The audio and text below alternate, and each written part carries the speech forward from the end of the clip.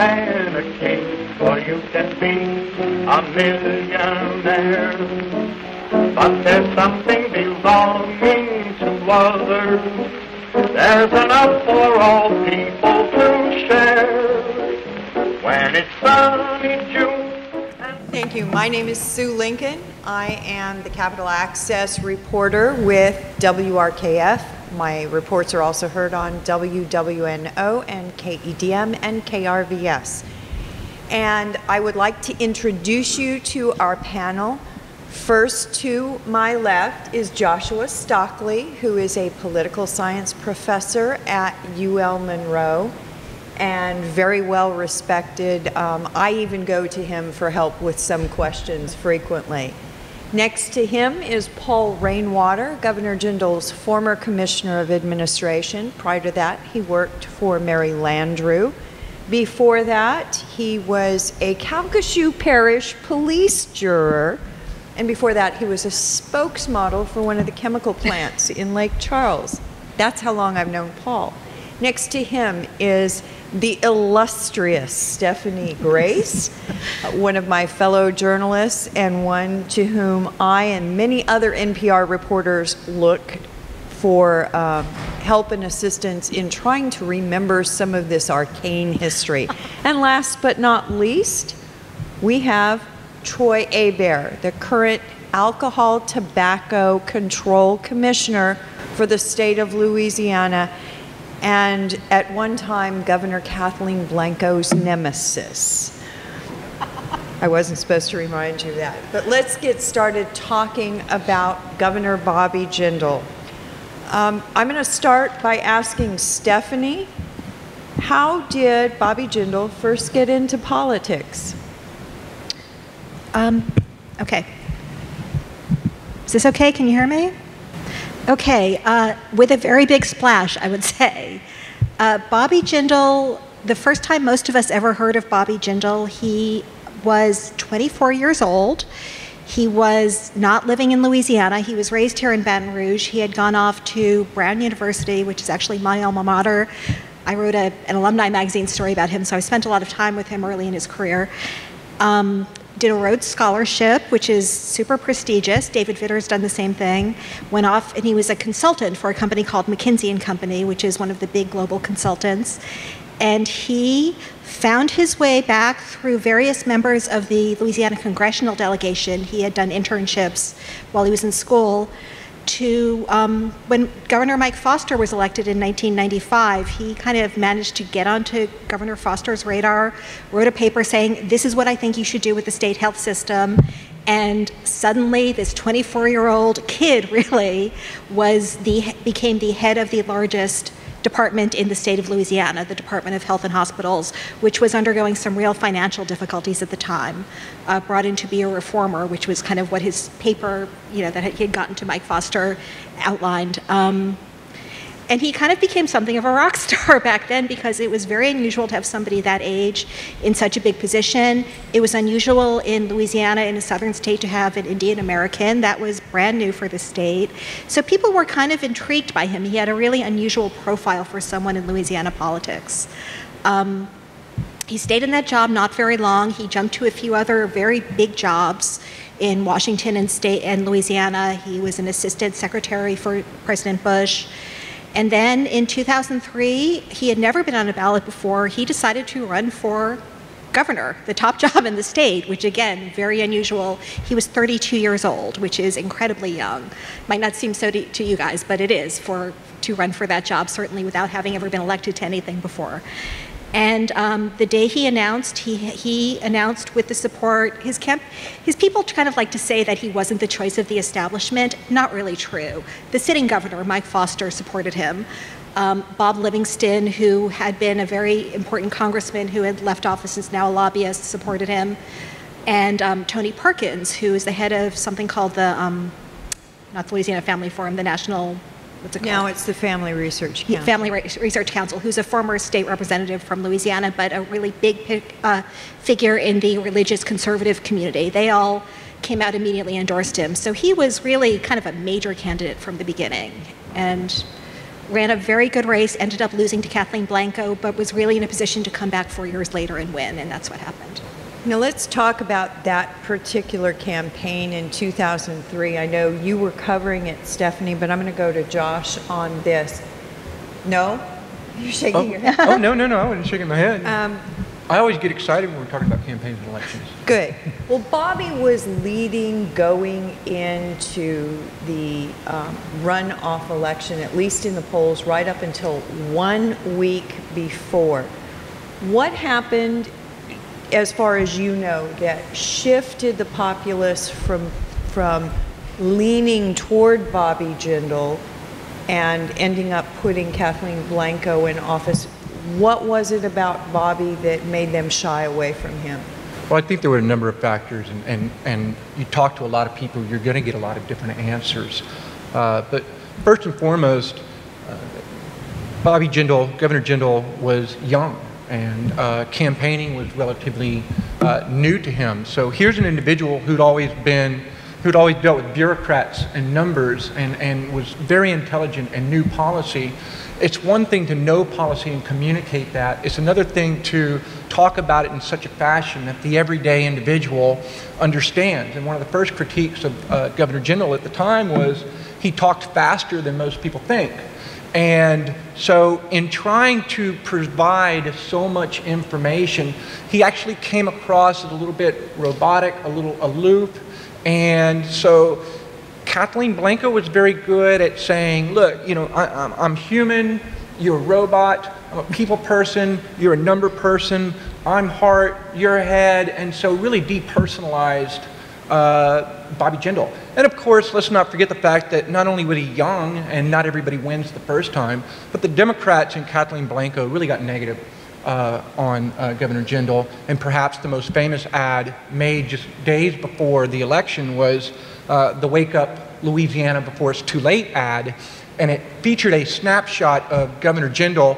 Some accused the picture of being maybe darkened, his hair was a bit ruffled, and so instead of a clean-cut Ivy League bureaucrat, we had something more along the lines of Don King, Willie Horton, and so a lot of voters realized, whoa, Bobby Jindal is not white.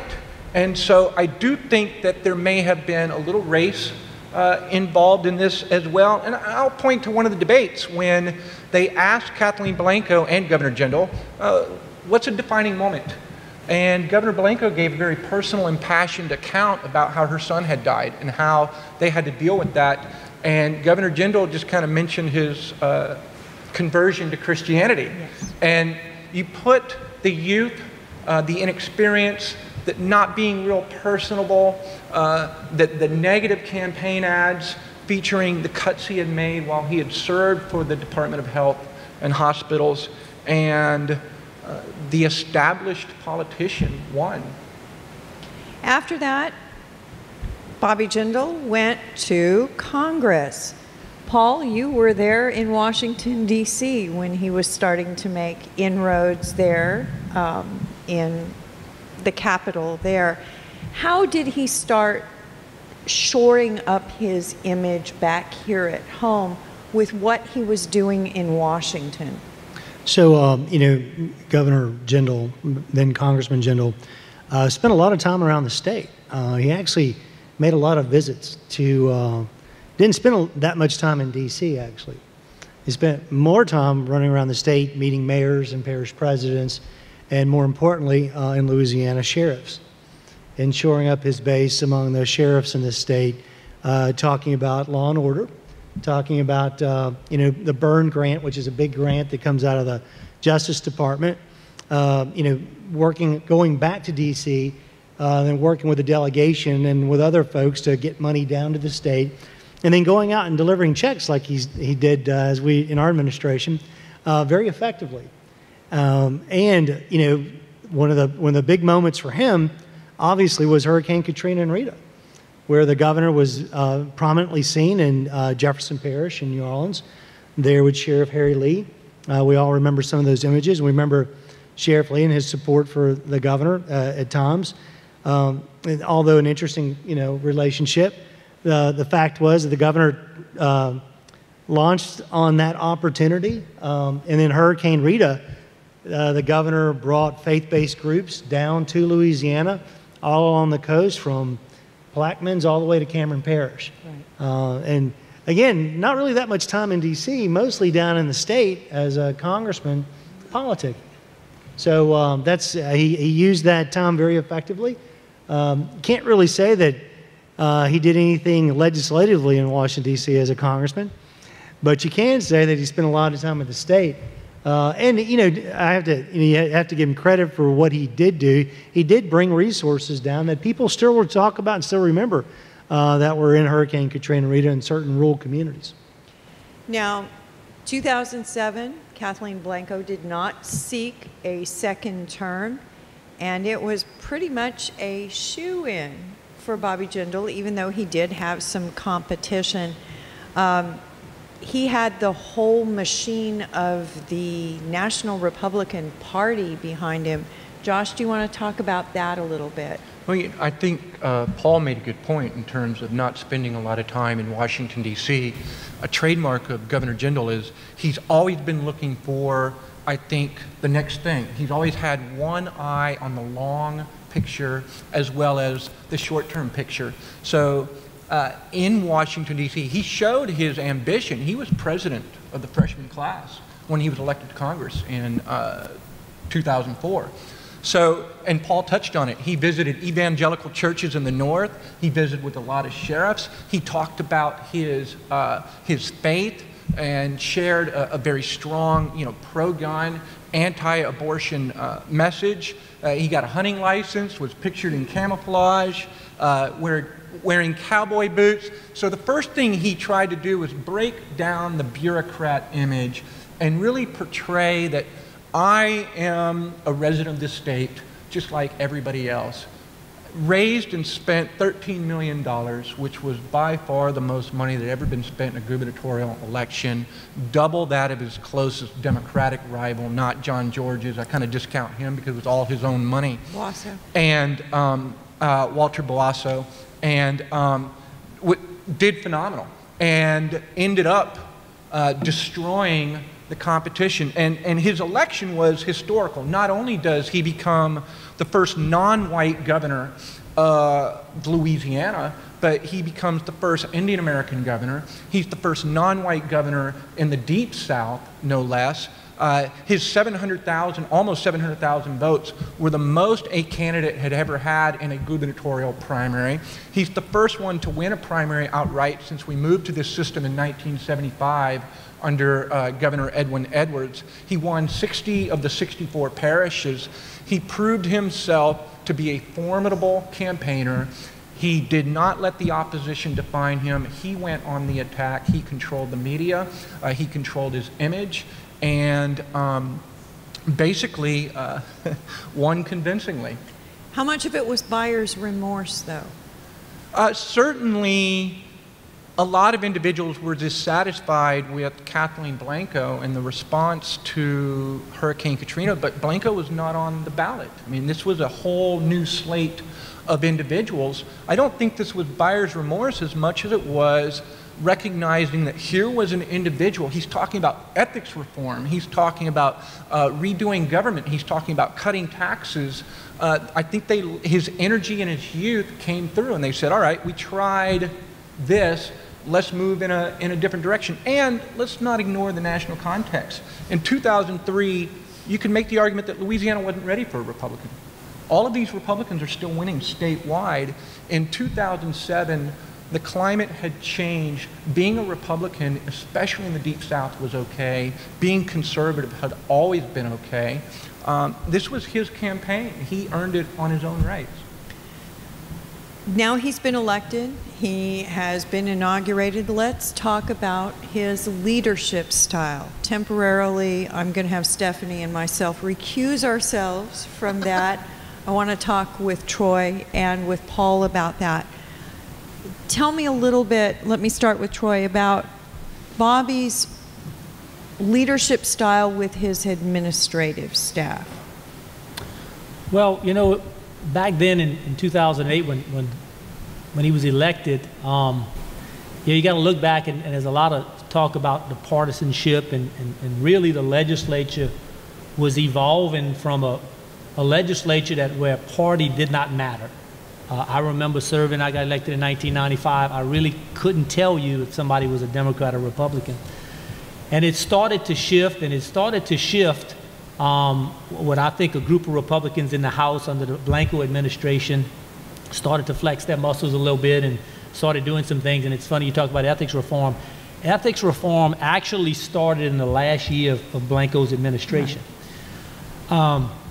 To Bobby Jindal's advantage, it actually failed, and it failed in the House. And I remember that day like it was yesterday, because by it failing, it gave Jindal something to talk about in the election. I really believe if ethics reform would have passed in the last year of Blanco, I don't know what he'd have talked about during the election. But nonetheless, it gave him a platform. And coming in, I recall you had a Republican speaker in Jim Tucker, and you had a Democratic Senate President in Joe Sheshaw. If you look at the chairmanships, they were pretty equally distributed between Democrats and Republicans. I remember the package going in, a new session, a special session with a new governor and somewhat of a new legislature. Everything kind of just blew through. But I think he did it, and he set the tone to where he did work with everyone, because ethics at the time, I don't think it was a Democrat or Republican thing. It was just Louisiana had come to the point to where we wanted ethics in government. And it didn't matter if you were a Democrat or Republican. That's what we wanted. And Bobby, I think, did a great job of not only shepherding that through, but getting a lot of credit for it. Paul, can you talk a bit about the style within the cadre of the, if you will, the command group that we all knew about during the disasters and so on? Can you talk a bit about his style with working with his inside administrators? Sure. One of my first jobs in administration was running the Louisiana Recovery Authority. And in 2008, we'd come into office, and it was a big deal for the governor. We was doing briefings with him like once a week about where we were headed and what we were doing. And then Hurricanes Gustav and Ike hit the state.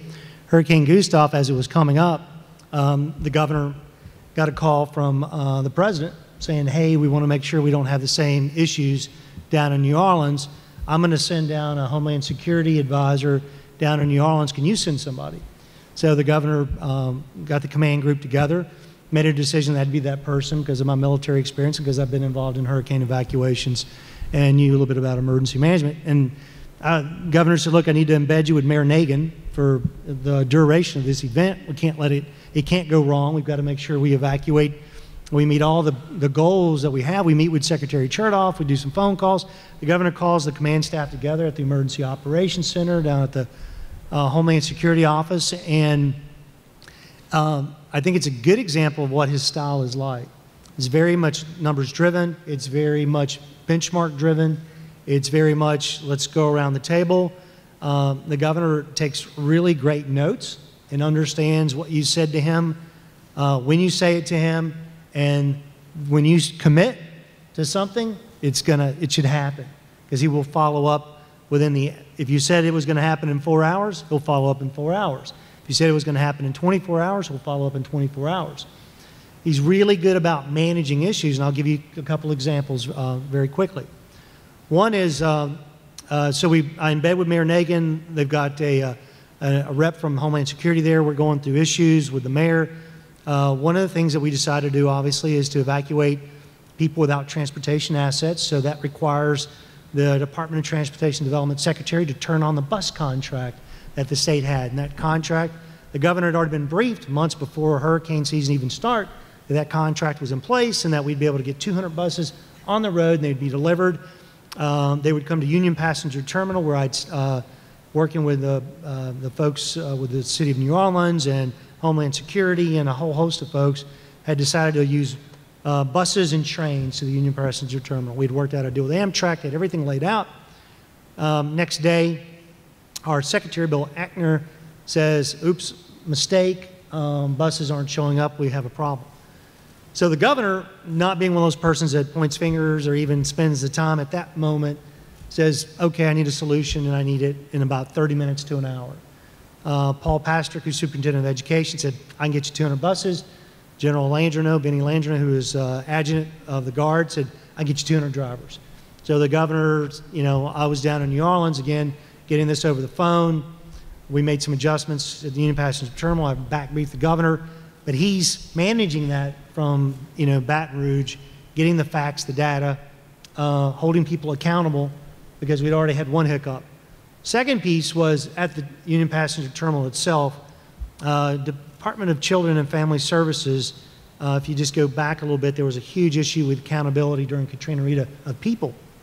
So as we evacuated people through the terminal, there was a new automated system where you'd swipe folks on a laptop, they would get on the train, and then the data would get picked up wherever they ended up. So we could account for people, exactly where people were at. We ran a drill the night before. The system worked fine, so we get ready for the evacuation. I show up in the morning, everything looks okay, go back to do some briefings over the phone, come back. There's a line of about 900 people. Governor is going to brief him within an hour. I go ahead and make a phone call to Timmy Teeple, Chief of Staff, and say, "Hey, I think we have a problem. We have a line of about 1,000 people outside Union Passenger Terminal. The automated system's not working." So we do a quick briefing. The governor is a very good decision maker. I run the numbers. He's very good at numbers. He's usually a step ahead of his staff when it comes to statistics, how long it takes to move things. He already knew how many people would get on each train, what the hours were, what our times were, our timeline was. He said, "Paul, just go ahead and clean out the system." And he goes, "What's your recommendation for accounting for people?" I said, "I think we can, if we get on the phone with Secretary Chertoff, if you do, and we ask them to put FEMA folks at each one of the sites, they'll do it, and we'll count on the backside." We cleaned out everyone, or the automated system and the folks, and we got them folks on the trains, accounted for them on the back end, and did the same thing, coming back. So everything worked out. My point is this, is that if you look at the staff, after the storms had gone, Gustav, we did the same thing for Ike, same measure of accountability. After the storms cleared, the governor then made some decisions about cabinet members. That's what I was going to say. We moved some folks on. One was unfortunately Secretary of Children and Family Services. A little bit later on, the Secretary of Transportation Development. Not for that particular reason, but the governor is really big about human capital and resources. That is, if you're on his cabinet and you have the strength of your cabinet position, as an executive, you expect people to act in a preemptive way, and that you're acting on his behalf, and you're carrying executive power, and that executive power has responsibility. And that responsibility is about meeting an end result. And that end result in that particular case was Hurricanes Gustav and Ike protecting human life, which he took very seriously. He had Garrett Graves, who was head of coastal protection and restoration at the time, literally out on levees with teams, looking at levee integrity. I mean, so those were the kinds of things. And just real quick, I mean, he had me, we jumped on a helicopter one night, flew to Lafourche Parish and Terrebonne Parish to meet with the parish presidents. There were some issues happening there. And so he was identifying leadership issues, I mean, on the ground. He did the same thing for Gustav, Ike, Isaac, and the BP oil spill.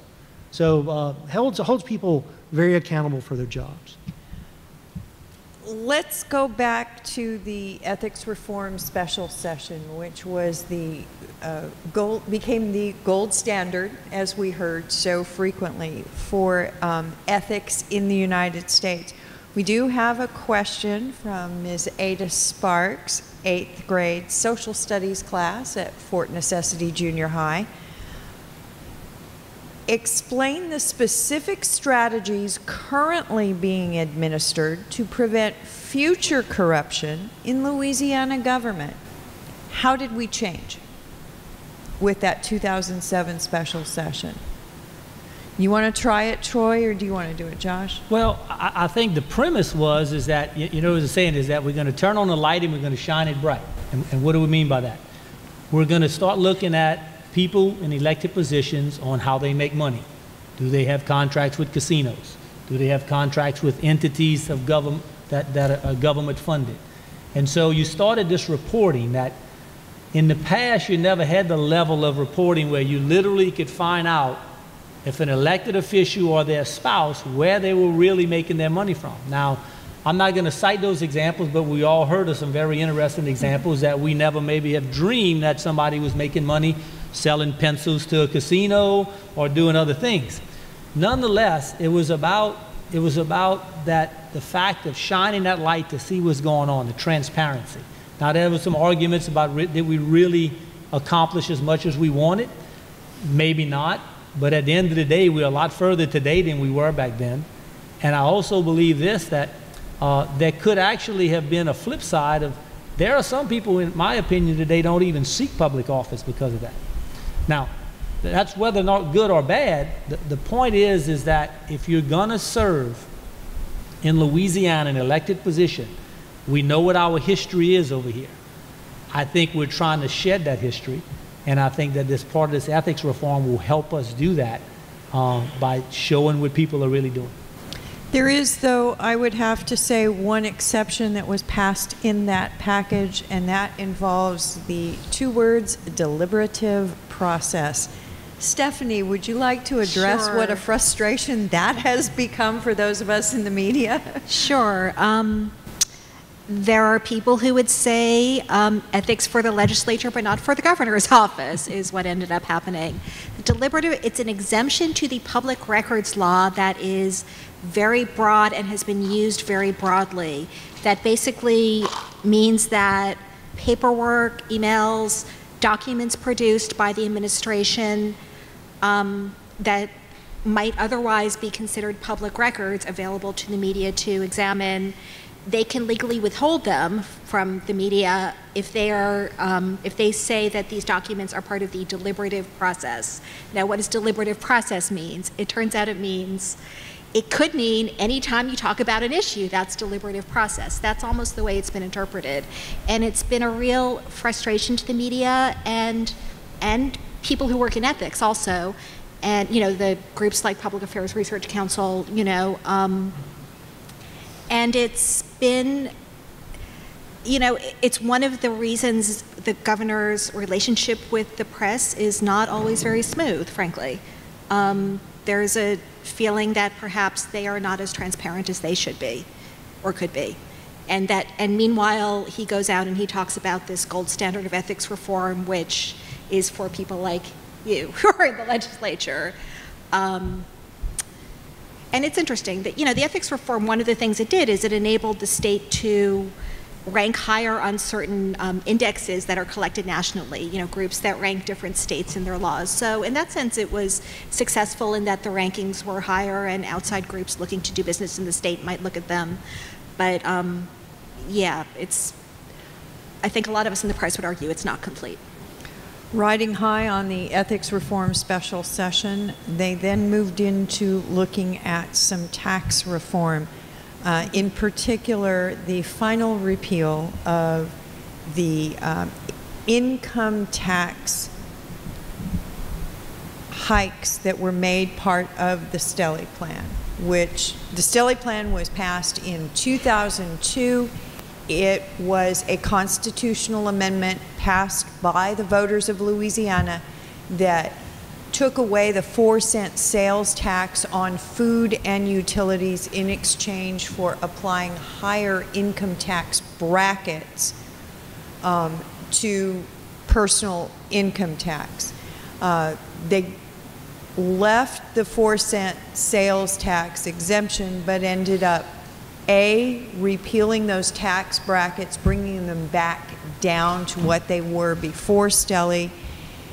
And there was also a little bit of a mess about legislative pay raises.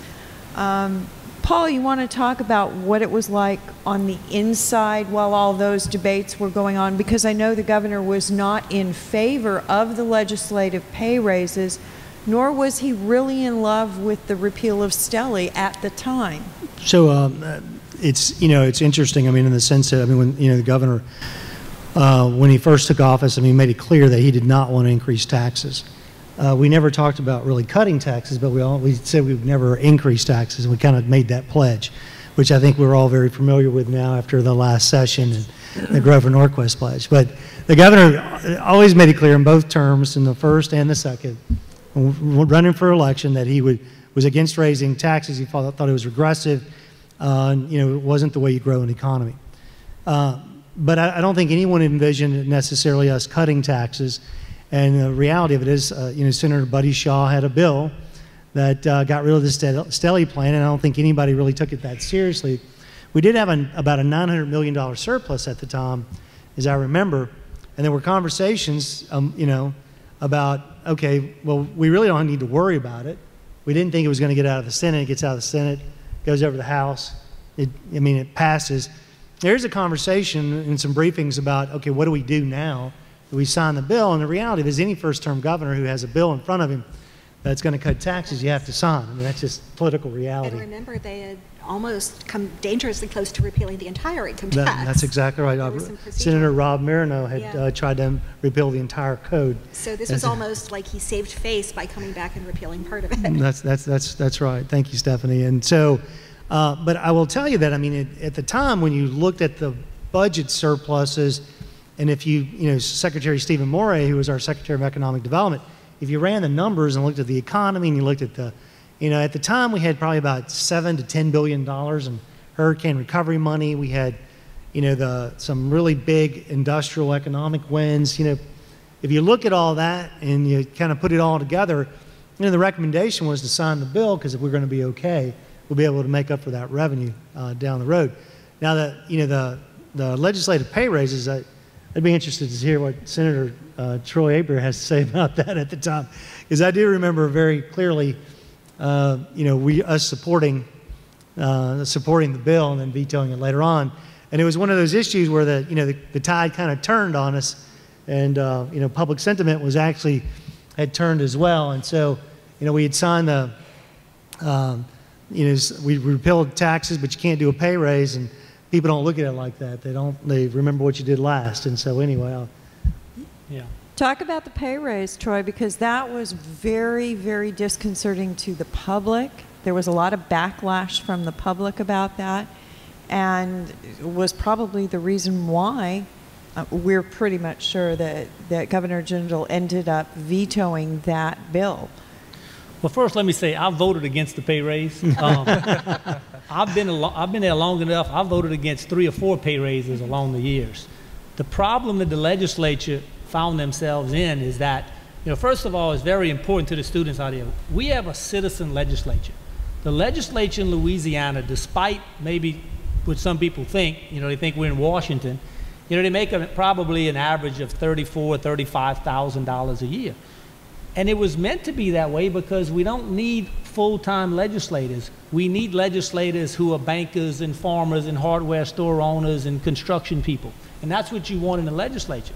What has happened through the years, though, is that instead of the legislature voting for a modest 3 or 4% raise, what happens, they let 15 or 20 years go by and they want to do 3 times 20% and make it 60%, 3 times 20 years, and it becomes a 60% pay raise. The other issue with the legislature was that the legislature, unfortunately, is the only people that can give the legislators raises. We can give the governor a raise, we can give sheriff raises, assessors raises, and everybody else. But I really believe, not just in Louisiana, but in America, there's something wrong with voting yourself your own pay raise. And I don't know if Governor Jindal can change that or anybody else, and I do think, though, to his credit, he recognized that as a young governor coming in with a very aggressive agenda, that was not going to be a bill that he could sign and accomplish all the things that he would want to accomplish, enjoying a lot of public support back then. I mean, his numbers were out of the roof back then. So I think he made a very wise decision, and I know the legislators wasn't happy about it, but they should have known that before they voted on it. The next big plan was to repeal income tax entirely. It was floated, it was talked about, it was taken to the Rotary Club, it was taken to every possible group, and when it came time to take it to the legislature the first day of the session, what happened, Paul? What was going on? Well, it was interesting. It was an interesting time, and we had come up with a very robust tax reform package, because I think we all recognize the structural issues in Louisiana's budget. And inventory tax, the income tax, we looked at cigarette taxes, we looked at gasoline tax, we looked at giving local governments more autonomy. Secretary Tim Barfield, who was our Revenue Secretary, who had also served as our executive counsel, and a dear member of the team who had been with us during Hurricanes Gustav and Ike, had been involved on the ground with myself. You know, he was a really good negotiator. Tim had been sitting at the table with the Louisiana Municipal Association, the Police Jury Association, the school board, but I think what Tim didn't recognize is that he was being slow-walked. And what locals, who obviously didn't want to give up the inventory tax, were doing was going back to the legislators. And so we were doing weekly briefings with the governor about the tax package, getting it ready, you know, to go forward. And it looked like we had, you know, some pretty good support we were bringing in. We brought in every legislator around the state to have either lunch or dinner or a breakfast with the governor and have a conversation about it. And it looked like we had a pretty decent support for the concept. But when it got down to whether or not we were going to change it or not, and then we got phone calls from the Speaker and the President of the Senate, the chairpersons. I'll never forget the call from our Ways and Means Chairman, Joel Robideau, Representative Joel Robideau, who said, I just can't, and he was going to be one of the authors of one of our bills, one of our major bills. He said, I don't want to do it. So at that point, you're about 2 days out, we started changing the speech. And the governor, you know, recognized we brought Tim in and he gave the briefing. And, you know, at that point, we recognized that, you know, we just weren't going to be able to, after all the other reforms we've done, privatizing charity hospital system, education reform, tax reform, just wasn't going to be on the table. So we pulled it. Now, education reform you just mentioned, that was probably the biggest thing overall impacting the widest variety of people in the state. The education reform package passed in the 2012 session. It was fast-tracked. Most of us who are professional observers of the legislature were shocked that it went through so fast. Is this Governor Jindal's legacy, and I'm going to address this to Josh, is this education reform making vouchers available statewide, excuse me, scholarships available statewide, making more charter schools, and basically becoming a more business-friendly education system overall?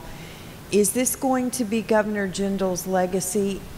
And how is that still in discussion with this election?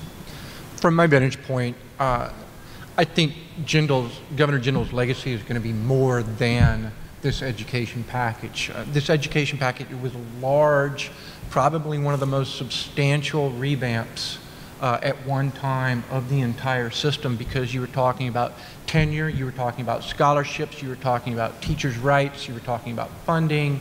And so it'll be part of his legacy, but I don't want to subscribe one session and one package to be everything. I mean, we're going to look back and we're going to assess the totality of the ethics reforms down the road. We're going to look at the deficit, I should say the budget down the road. We're going to look at a lot of things, but education was important.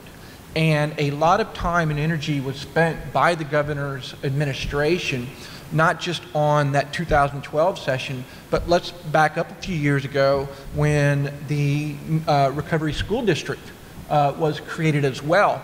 And New Orleans undoubtedly, both in the statistics and in the anecdotal realm, was known as the worst schools, you know, not only maybe in Louisiana, but among the worst in the nation. And so you had these F-ranked schools, what were you going to do?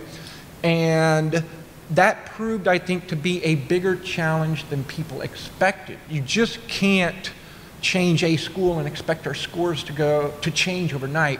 You have to have resources being money. You have to have an infrastructure that's buildings. You have to have good teachers, qualified teachers. There's a whole realm. You have to have parental support, community buy-in, business buy-in, who's going to put their name or endorse these schools. And I don't think we can assess that legacy. The Recovery School District, the schools in New Orleans are in better shape. You know, but to say a school has gone maybe from an F to a D or an F to a C indicates that while that is improvement, we still have a long ways to go. Another part of his educational legacy is undecided because it's been tied up in the courts so long.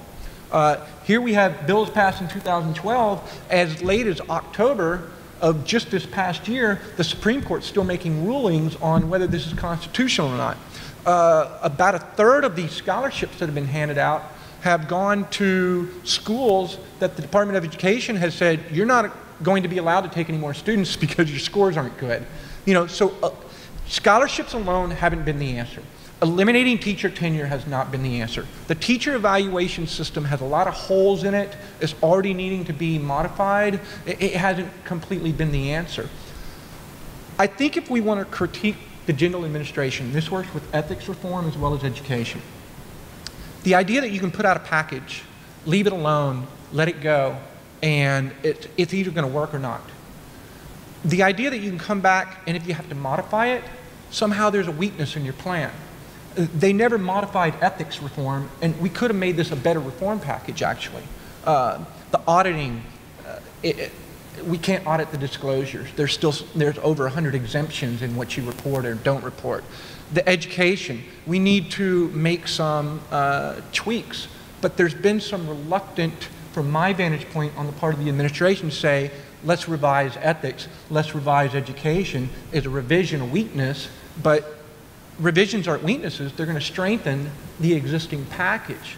But if we're 10 years down the road and our scores are still the same, and there's already gnashing of teeth because the part tests that haven't been revealed but are revealed, and the scores aren't moving much, maybe going down, 10 years down the road, if we're in the same place, they'll look back and say, good try, but nothing substantial happened.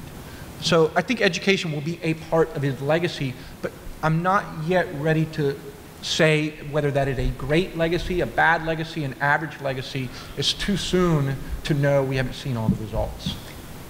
Now, one of the purposes of this whole series that the Louisiana Endowment for the Humanities has been doing is to come up with a job description for Louisiana's next governor based on your knowledge of Governor Bobby Jindal, each of you.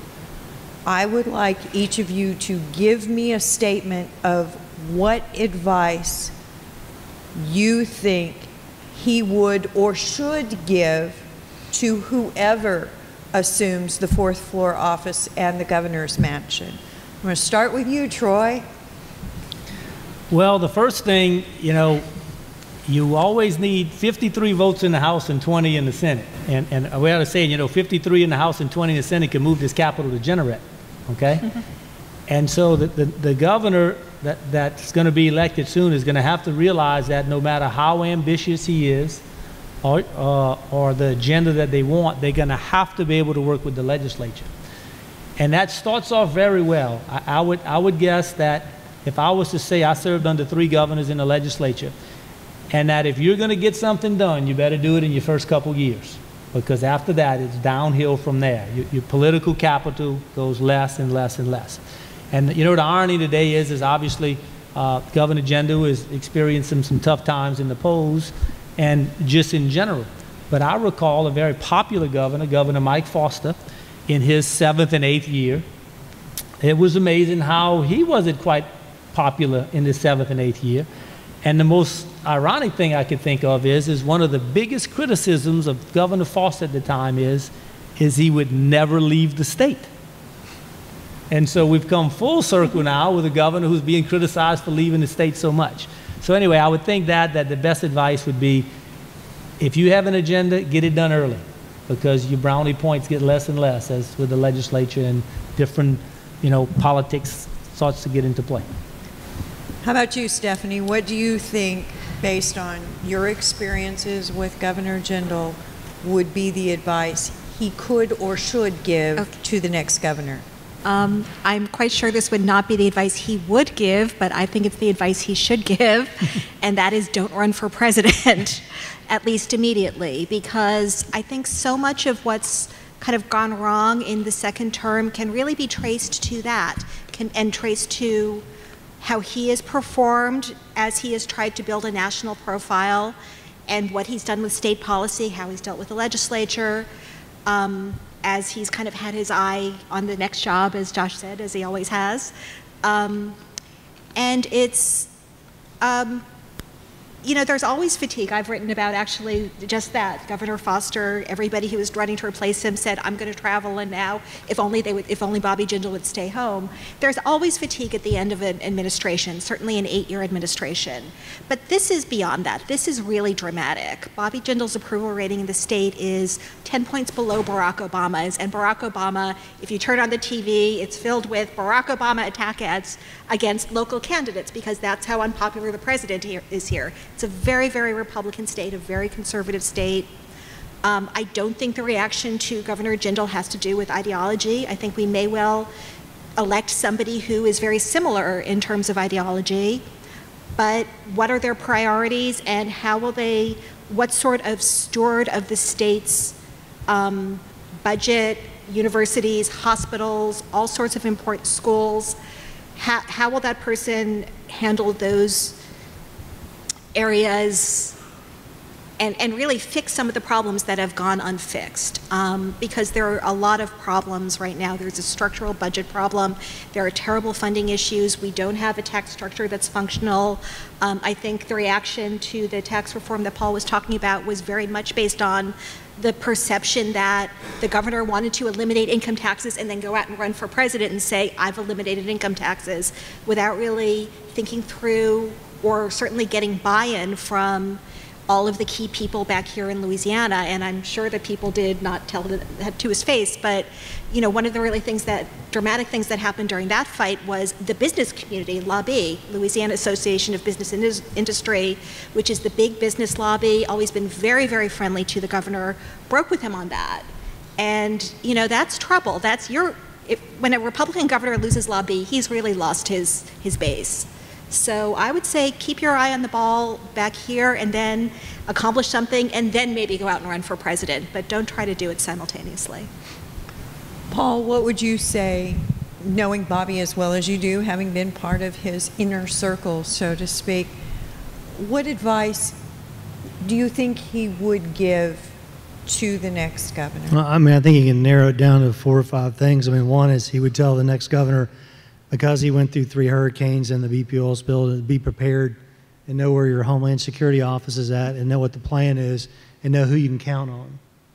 That'd be the first thing I think he'd say. Secondly, he'd say, know your health care budget, because it's 1/3 of everything you do. And it's very complex. It's a very complex financing system. I think 3, he would tell the next governor to know what your vote is in the House and the Senate on your major reform bills. And number 4, he'd say know what your political capital is, and know what you want to spend it on, because you only have, it's very limited. And number 5, I think he'd say, you know, you're going to run out of time before you're going to run out of things to do.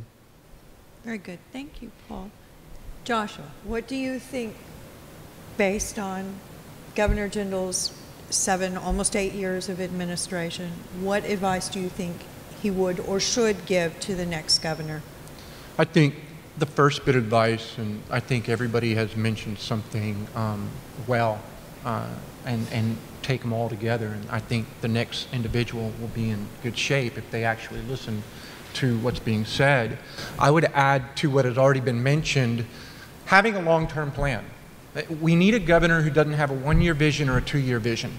We need a governor who actually has a 4+ year vision, something that I know what I'm doing year 1, year 2, year 3, year 4, though we all know that the world happens, environments happen, reality happens, and there's going to be some interruptions. Prepare for that. But what do you plan to do long term, the things that you can put in motion to prepare the next governor to do? I'm not convinced that we saw a consistent strategy or vision, that session to session we saw maybe some unexpected or haphazard jumps in emphasis. And so what is your long-term strategy? What can you give the next governor to build upon? And that's going to require relationships. You got to know your votes. The only way you know your votes are you able to talk to people honestly? Do you keep your own legislators in your own circle? I think one of the common criticisms has been that he locked out the legislature. He got what he wanted and then, moved on to campaigning, and he forgot that, the votes were still here at home. Iowa is Iowa, and that's good for the president, but here at home, you are our governor first, and we want to know that. So you've got to build relationships.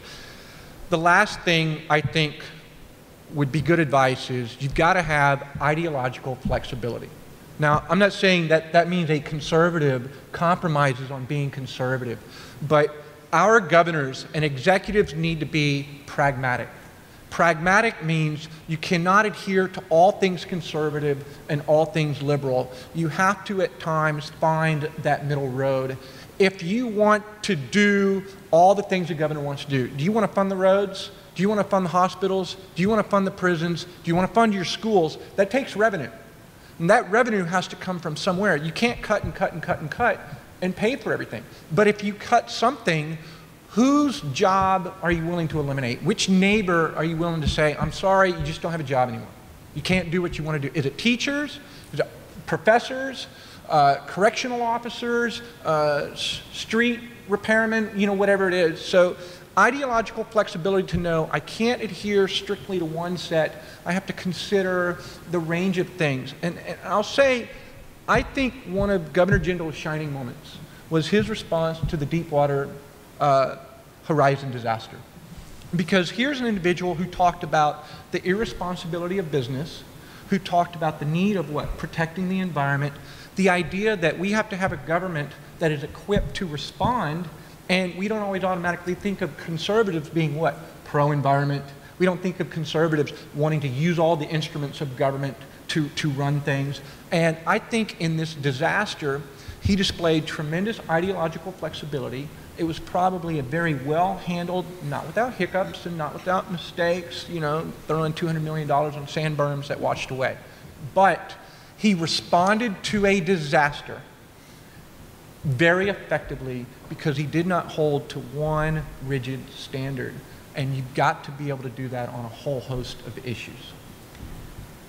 I think my advice for the next governor would be very much based on what Governor Jindal has done as governor, which is don't treat the press like your enemy, for if you do, they will become your enemy. Don't try to tell them how to spin what you have said. Thank you all for attending tonight. We appreciate it so much. Thank you all to our panelists, Joshua Stockley, Paul Rainwater, Stephanie Grace, and Troy Hebert.